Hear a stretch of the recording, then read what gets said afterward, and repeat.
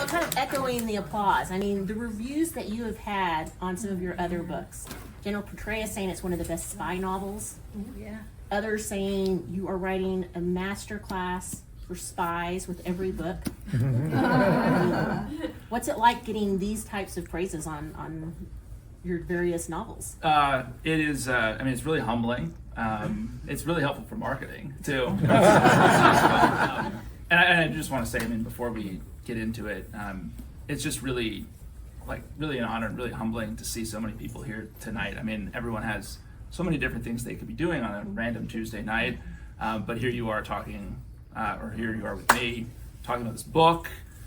It's really just, none of these books would be possible without people coming to events like this, reading them, telling other people about them. Huge thanks to everyone for coming out tonight. Thank you, Samantha, for being in conversation with me. Thank you, Interabang, for hosting this. And then I also, my lovely wife, Abby, is here tonight. I just want to say a huge thanks to her. As I say in the acknowledgments of the book, literally none of this would be possible without her. She is the first reader of all these books and an inspiration for so much of the writing. So, love you, babe. Anyway, I'm really excited to hear I was actually going to save this question for later, but since you've already brought up Abby, I understand she is essentially your first reader. She is, and yes. that what is your process when you are writing and you are trying to bounce ideas off of? Are you still sitting around the fire pit and talking? Yeah.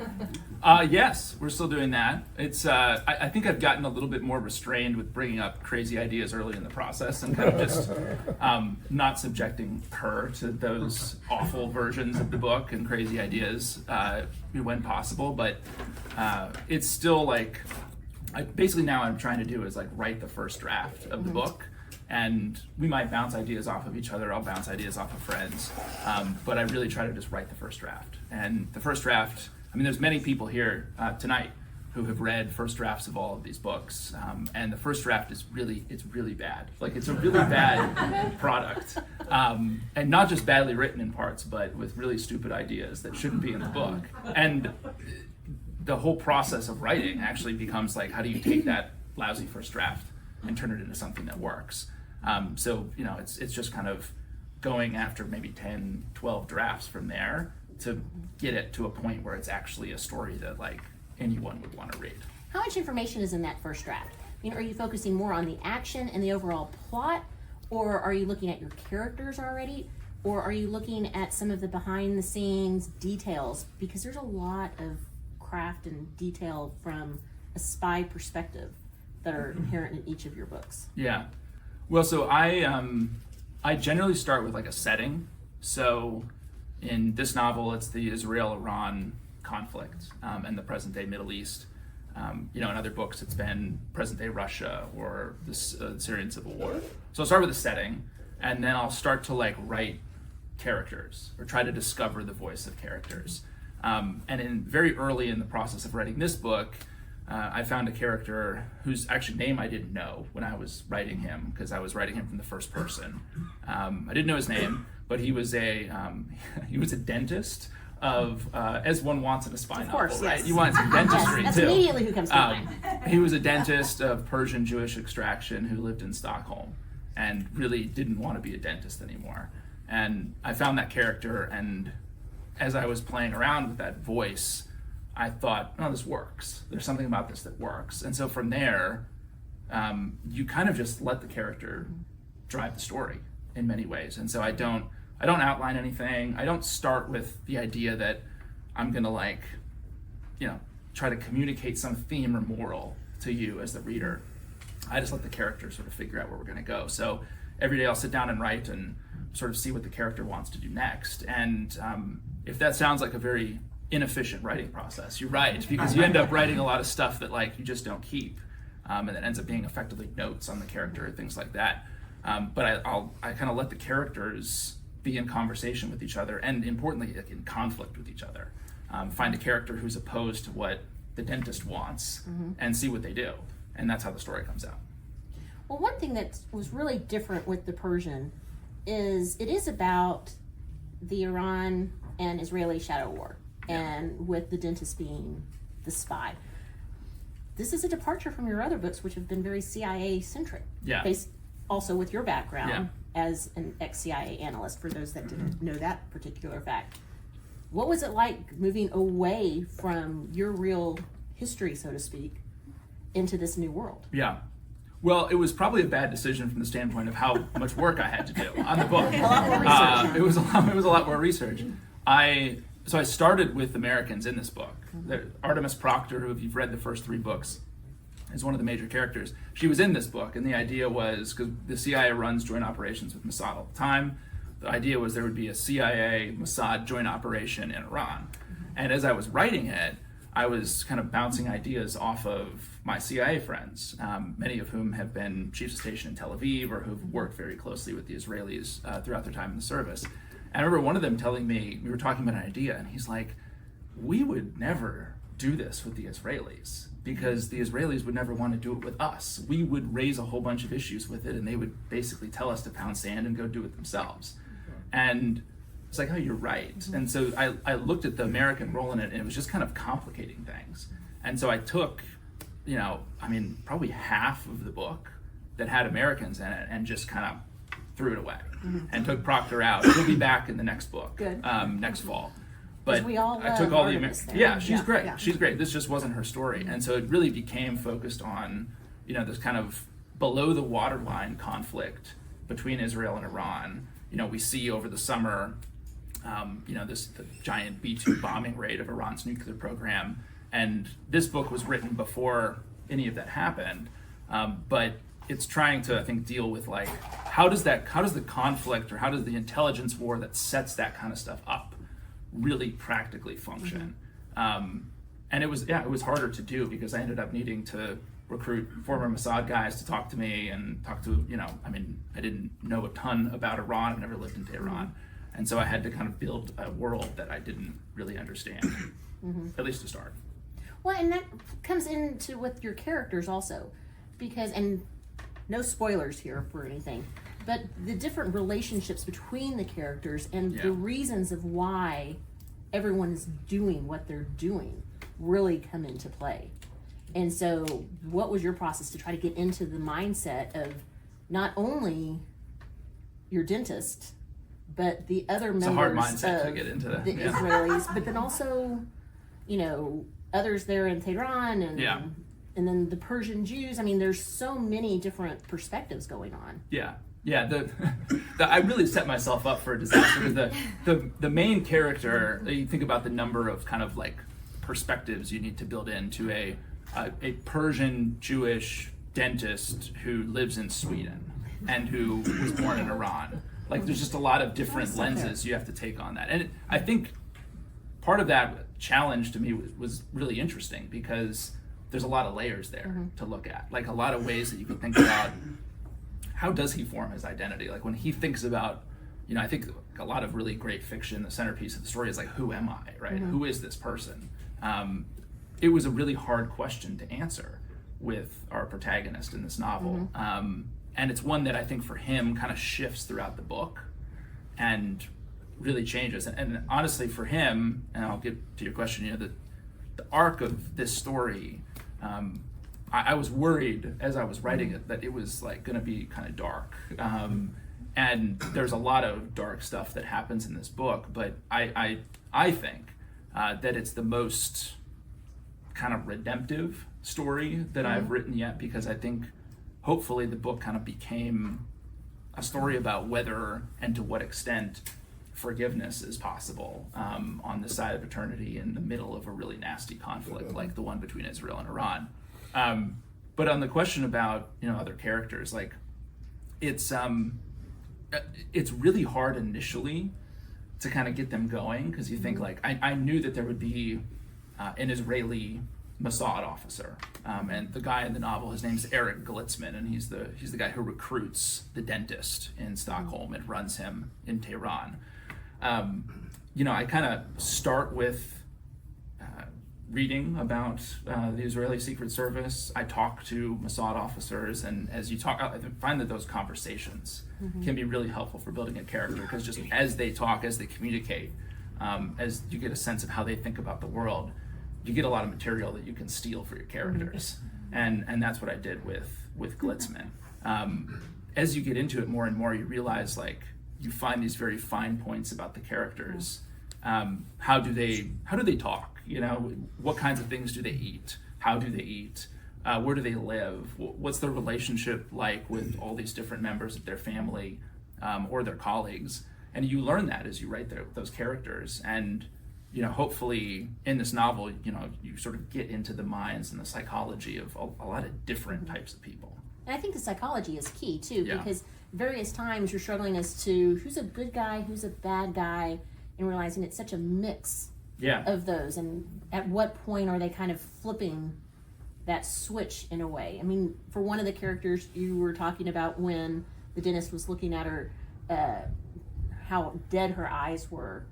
And they were either dead eyes or had like the fire passion running in them. And it's like, boy, doesn't that just explain her so much in that setting, essentially, that she finds herself in. Yeah.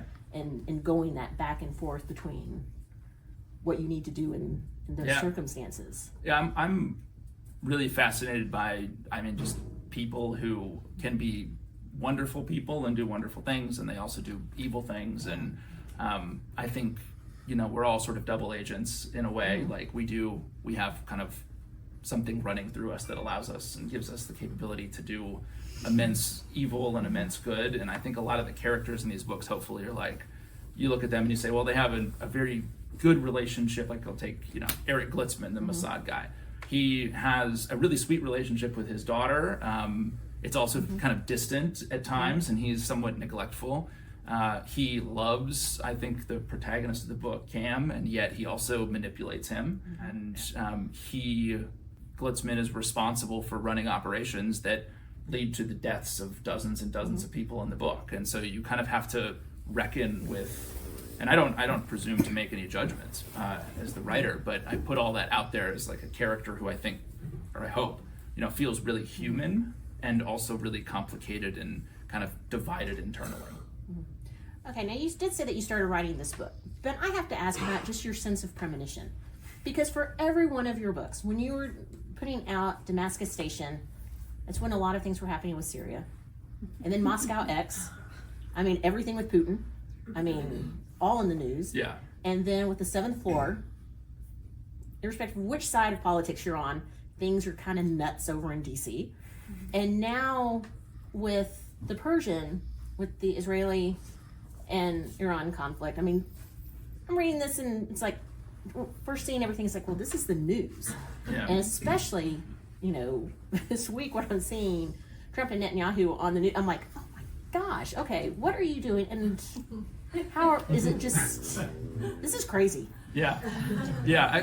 I think it's actually I'm kind of worried about what the next book is. I'm kind of, well, it's us and the Brits, so we'll see what happens. So it's an incredible misfortune actually to be writing in the middle of these kind of insane geopolitical times, because I mean, Moscow X, the second book, you know, I mean, Putin invaded Ukraine halfway through the first draft. And so not only, you know, is Putin responsible for that misery, but for this novelist's misery of having to rewrite the book. So yeah, I mean, how much do you have to change when stuff like this is happening? Well, so luckily with this one, I was actually kind of relieved when we hit Iran. And number one, this book is not about the Iranian nuclear program, right? So I didn't feel like anything that changed there was really going to affect the story. But I was relieved. I emailed the team at Norton who publishes the books, and I said, you know, can we make any changes? And they said, absolutely not. And I said, like, thank God. Like, I don't want to do this again. I suppose in some sick way, it's helpful to sales, you know, to be like, whatever part of the world you're writing about, like, the more misery there is, the more people might be likely to pick up the book to learn about it. So I guess that's kind of, you know, a demented way of looking at it. But but in all seriousness, like, I think we're living in a geopolitical moment where things are very unsettled, all over the place, and where a novelist doesn't really have to make a whole lot of stuff up to have, you know, insane things happen in your stories. I mean, take for example, like last fall when Mossad conducted that pager attack, Oh, that yeah, beeper which- attack against Elements. Hezbollah. And honestly, if I had written that into a novel 2 years ago, my editor would have been like, "This is too nuts. You can't do this. Like, it's just too crazy." So I think we're living in a moment where so much of what's actually going on, like honestly, a lot of the stuff in this book, I just took it from like actual stories that have happened inside the conflict between Israel and Iran, because they were unimprovable from the standpoint of an exciting plot. Like you really just have to read the headlines. Well, again, I mean, the details that you pull into these books, because again, talking about the pagers and the phones, there are things in here where the characters are worried about, oh, well, I wonder what they might have done to my phone, or I have to make sure I'm taking care of these other precautions just in case. Yeah. And it's like, oh, well, I know. This is spot on some things.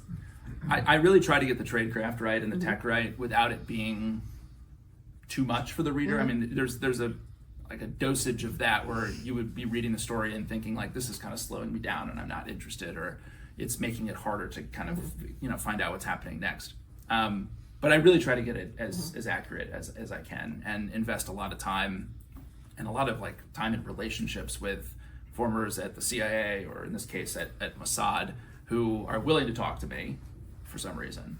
And in some cases, like even back in June, I went to a friend. He's a former CIA officer, actually did a lot of work on Iran, and he runs a farm in Kentucky where he does advanced tradecraft training for sort of like, how do you adapt the tradecraft that has existed for generations to a world of cameras, phones, sensors everywhere, biometrics. Like, how do you conduct operational acts in that kind of environment?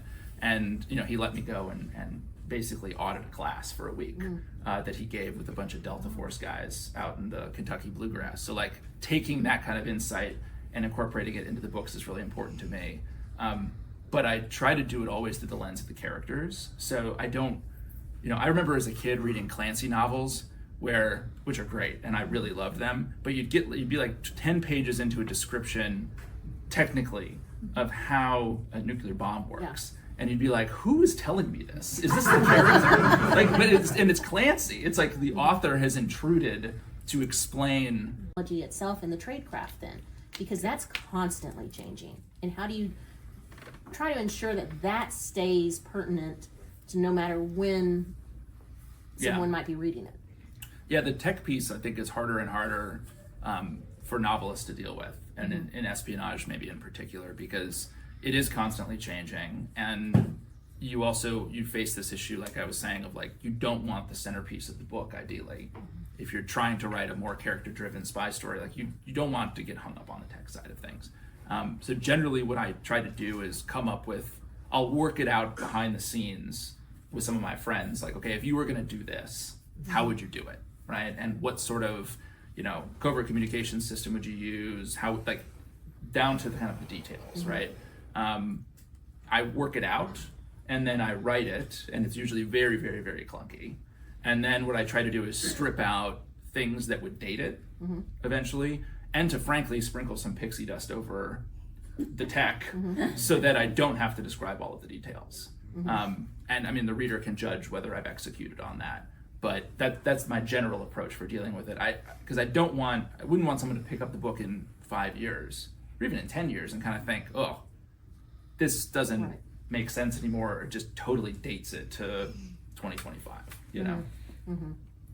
Because I think that's one of the challenges with a lot of the classic spy novels, is because technology has changed, and there's a lot of plot points that would now just never work. Like even just with the introduction of cell phones. Yes.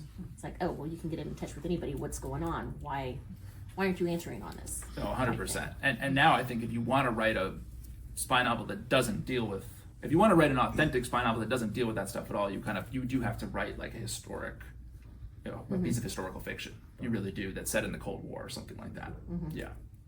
Did you have to run this book by Langley? Because I know that you had to on your other ones. Yeah, I have to run everything by the pub review board at Langley, and this one was great because there's no Central Intelligence Agency in it whatsoever. And so they came back to me in like 4 or 5 days with 0 edits this time. Wow. Yeah, 0 redactions. So we'll see. Well, my luck will not continue on the next one. I can guarantee you that. But they were very lenient this time. Yeah. That's crazy. Yeah. They've edited.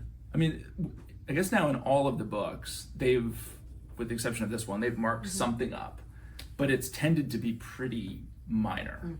They've never really redacted anything too terribly. I did the thing that they've cut the most was like 4 years ago.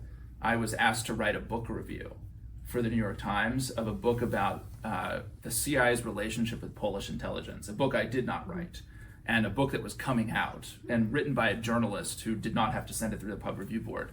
And when I sent that to the pub review board, it came back and the entire thing was blank. And I was like, well, this book is coming out. And they're like, well, we don't care. Like, you worked for us and you can't say these things. And so I had to pull it. So that was the thing that they've redacted the most. Yeah. The novels they've left, like there's a description in Damascus Station in the first book. There's a pretty detailed description of how you build a car bomb. Yeah. And they didn't edit that. They edited the name of an instant messaging program that we used at the CIA, because I guess the contract was classified. So like in the middle of this sequence, you have that name redacted, and then it's like, you do the wiring this way, and this is the amount of explosive you use. Like they're very. One of my good friends, when I brought this up, he's like, we don't send our best people to the pub review board, David. So it's a very capricious kind of process. You bounce a lot of ideas off of Abby.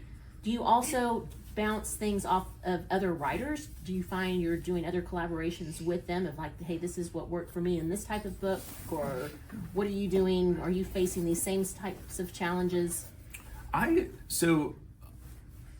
this one, I did have a few writer friends read an earlier draft, because I felt like I was at a point where I needed some outside perspective on what I had.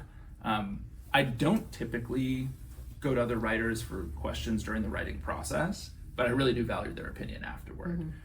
Most of the conversations I have during the writing process are with people where I'm trying to think like, well, if I want this to happen, like how would that occur? Or if you were, for example, in the book I'm writing now, I wanted to try to figure out like how bad could the relationship get between us and the Brits.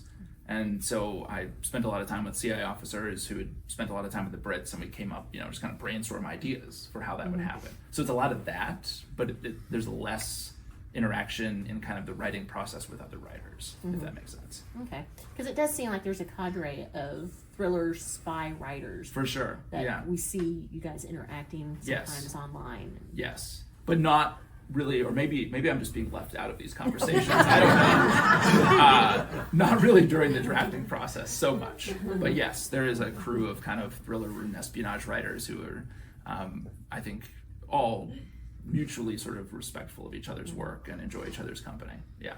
How have you seen your writing evolve over these 4 books? Because writing a novel is a very different style versus when you were writing intelligence reports as an analyst. Yes. Yeah. The process has kind of stayed the same. I've tried to make it more efficient, and it hasn't worked. So I kind of use the same writing process now that I did the first go round. I find that so I write just about a book a year, and I find that there are basically seasons in that year that all kind of feel the same every year. Like there's starting to come up with the idea for the book and writing on a lot of blank paper, and then there's a period where you get about halfway through the year and think this will never be a book, this thing, and then you get to a point where you're kind of sprinting toward the end, and it starts to feel a lot better, and it's starting to feel more like a book. Then you get exhausted with it and hate it again, and like there's kind of these ups and downs, which are very consistent across all of the books. I think hopefully I've been able to kind of step back and just acknowledge that that's the case. There's kind of these ups and downs. But it's it's still, every time I sit down to write a book, like I'm having to deal with the fact that I've never written this particular story before, and I'm usually coming up with new characters or discovering new characters who I have to get to know all over again. So a lot of the challenges have been very similar throughout all of the books, and it's kind of the maddening part of the process, but also really exciting because when I sat down to write the Persian, I didn't know any of these characters. And I didn't know the story, and I had no idea where it was headed. And here it is. And that is a really profoundly rewarding feeling. How many edits do you tend to go through from your very first draft until you think it's ready to go to the publisher? Be around 10. But they start to be like passes toward the end, where you're going over the book for an eye toward different things. Maybe fixing a particular character or getting a particular piece of the plot right. So it's not like you're going through every word every time, but maybe 10 passes or so through the book, something like that. Yeah. And you mentioned the first pass had Artemis in here. Yes, yeah. What do you do with some of that story stuff that you strip out? I mean, are there elements where it's like, hey, this might be something I want to keep for another story, or this might be something I could adapt, or do you just delete it and say that's it and it's gone? So when I'm writing, I have like 2 documents open on my computer. One of them is the actual book. It's just a Word document. And then the second one is a document that I always have. I don't know why I do this. It's always all caps. It says scrapyard. And so I take everything that I don't use and I just put it in the scrapyard. And at some point I might come back to it. I actually had some stuff from the 7th floor scrapyard that I'm now using in the 5th book randomly. So you never know when you're going to need it. And sometimes, honestly, like getting a scene going can be really hard if you sit down and you're like, okay, chapter 50. Oh boy, you're like, what happens next? Especially the way I write, where I don't know.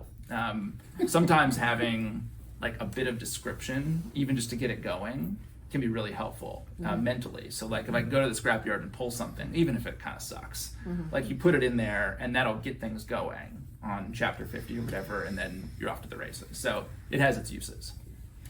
Again, no spoilers. But considering there is a secret in this book that you don't find out until the very end, if you don't know where it's going, did you know that secret beforehand? I mean, when did you know how you were going to actually wrap it up? I didn't know right away, but I knew. Because I have read it and so on. I know how this ends. I wanted. How would I say this without giving it away? I wanted. The main character, Cam,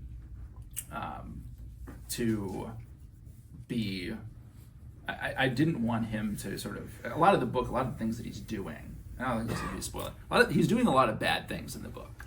He's the centerpiece of this novel. I mean, it's taking place in that Israel-Iran shadow war, but the relationship between him and there's an Iranian widow named Roya, and Cam basically tries to recruit her to work for Mossad without knowing that she's working for Mossad. And I based a lot of that off of, if you've seen the, I think it's, Redford and Newman, The Sting. You've seen The Sting? Yeah. Where they basically the idea is like, how do you con someone and at the end they don't even know that they've been conned? And I think a lot of the way that the CIA, the Mossad, are doing kind of human intelligence operations these days is how do you set up a relationship like that? Well, and that's just scattered throughout this book. Right, and again, kind of getting away from that final secret is those relationships and those cons are embedded almost in every relationship throughout this book. Exactly. And I wanted, so Cam kind of, I mean, his character started as like, he's a kind of this dentist con man who doesn't like living in Sweden and wants to earn some money to get out and go to California. And I wanted, so he started as kind of this like pretty shallow character who's very self-motivated and willing to do some really awful things in service of himself. And I really wanted, him to have both a change of heart and to do the suffering required so that he could be redeemed at the end of the book. And I knew I wanted that. And so I didn't quite know what the secret was the whole time, but I knew I had to get to that outcome for him. I can live with that. I always hate it when authors like, I don't know where it's going. I kind of knew I wanted it to go there. Okay. Yeah, I didn't know how I would get there at all, but I did not want this book to end with like, this isn't a revenge story. This isn't a story about him getting out of some, trap situation and, taking revenge on a whole bunch of enemies around him. It's not that. This is a story about, he's very influenced throughout the book by stories that his mom had told him and his brother when he was growing up. And, one of them is the story of Joseph and his brothers from the Bible. And getting a sense of whether he could really be forgiven for what he'd done. Well, with that description, I want to turn it over so that if you guys have any questions, because otherwise I can keep talking to them all night. But Given your CIA background, do you have any take on the extent of the damage to the Iranian nuclear program after those bombings? Thankfully I don't. I really have no idea. I'm grateful that I can be a sort of novelist spectator to that at this point. I don't know, honestly. David, one of the first things you said was that the characters write the story. And I want to talk a little bit more about the creative process. Like, I wonder, Hemingway sometimes would get up hungover and just work like hell until noon to try to write something. And then I've had other people say they wake up with these wonderful ideas and they're just race to get them down before they forget them, which may be... Sounds nice. Yeah. So how does it work for you in a more psychological way? I wonder if you're lining up a bunch of facts in your left brain, and then you go to sleep and you wake up and maybe your right brain has sorted out connections between those facts and possibilities. Describe how you do it. Yeah, so the Hemingway approach has never worked for me. Anytime I've tried to mix alcohol and writing, it doesn't work very well. I haven't tried it that much. Caffeine is my drug of choice for producing the novels. I would say, I'm sure that there's stuff that I've read at night or during the day that sort of seeps in my brain and then comes out in the writing process, but I really try to view it as like on days when I'm writing, and now I'm doing a podcast some of the time, so it's been a little bit more, my time has been more fragmented to figure out how to do that. But on days where I'm actually focused on the writing, I view it as like I have a 9-to-5 job. And even if I might not feel inspired, I might sit there for 2 or 3 hours and kind of not get a whole lot of words on paper, but I have to produce about 2,000 words a day. And I don't know if those words will be good, but I've got to do 2,000 a day. That's a good writing day. And so it kind of is in each and every like unit of the writing year, which is a day. It's like, how do I get those 2,000 words? And that's kind of all I'm thinking about. Some days it comes really easily. Other days, and this frankly is more common, you sit there and you think like for 2 or 3 hours that this is really miserable and you don't know where the next book is going to come from. And then usually around lunchtime, like something will kind of break if you keep at it. And then you will find that like you have tapped into the voice of that character, or some bizarre stream in the universe that is giving you the words to write for the afternoon. And, there are days where you never hit the 2,000 and they're kind of a failure. But if you, usually if I sit there in the chair, I'll get the 2,000 words done. And I just repeat that over and over again throughout the writing year. And to plug the podcast, how are you balancing that with the writing? Does your writing feed into it? Does the podcast feed into your writing? And Yeah. what's the name and where can people find the podcast? Yeah, the podcast is called The Rest is Classified. You can get it wherever you get your podcasts. I do it with a co-host. His name's Gordon Carrera. We do kind of a narrative style discussion around real spy stories. So not the fiction. And we don't really do interviews. It's just Gordon and I talking about, we might be talking about Oleg Gordievsky, who's a KGB guy who worked for the Brits back in the 80s. Or this week we have episodes on Mossad's pager attack against Hezbollah, right? Kind of getting into like the nuts and bolts of how that happened. The stories they are complementary to the writing, because I get lots of good ideas from researching those stories. It's also a lot of work, and I've had to figure out a way to write this year that is different from the way I've written in the past, just because I'm doing some other stuff. But the podcast has been really fun, and it's gone really well, and it is a way to like research spy stories, and then I find there's a lot of material that I can incorporate into books. And in fact, a character in the next book is based off of some research I was doing for one of the podcast episodes. So, Question in the back? Me or Sarah? You in the brown, yes. David, how was it to switch from doing Florida Gatorland and kind of the hilarity of the last book. This sounds a little more somber, but I'd love to hear kind of what the shift was like to get yourself into Iranian espionage and that side of things versus the last. Yeah, versus Gatorville. Yeah, so in the last book, Artemis Proctor, who's the main character, is fired from the CIA and goes to work at her family's gator-themed amusement park outside of Central Florida, which somehow I think worked in that novel. I don't know. This one, I think this is a little bit more somber in tone than the last one. That's primarily driven by the characters. Although I will say there's some fun dentist stuff in here too. So it's not all darkness, right? As fun as you can make the dentist. As fun as you can make the dentist. I will say, actually, just this is completely unrelated to your question, which I'll come back to. The greatest piece of research that I had to do for this book was my UK editor was like, hey, because he knew the topic of the book and he'd read parts of it. He's like, I have a Swedish dentist I know. It's like, do you want me to send the dental scenes to the Swedish dentist? And I was like, sure, why not? And I had already run them by an American dentist, and so I figured they were gonna be fine. And the Swedish dentist came back and he's like, you got the numbers for the teeth all wrong. Because apparently in Europe there's a different numbering system for the teeth. So when the dentist in the book is like looking at Glitzman's teeth and thinking about them in terms of the numbers, he got the numbers wrong. So anyway, there's some fun dental action in here.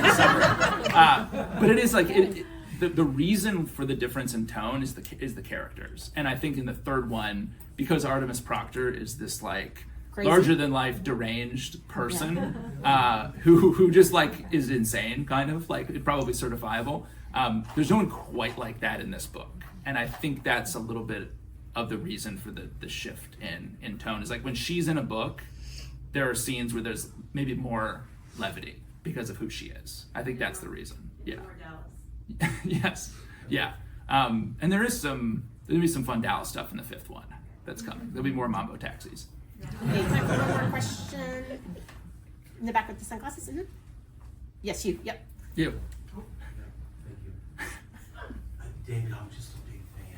Oh. Thank you so much. I don't know this guy at all. I actually have never seen him before. I actually had a Persian Hasidic Jew dentist in Dallas. It was crazy. You're just telling me this now? This would have been useful 9 months ago. You put it out with the book. Does he go to that? Crazy to talk to him because you don't know that exists. Mm-hmm. That's what, so obviously he's not your dentist. No, he's not. He's not. That would have been useful. So, second part of my question, when is Damascus Station going to be on Netflix? Okay.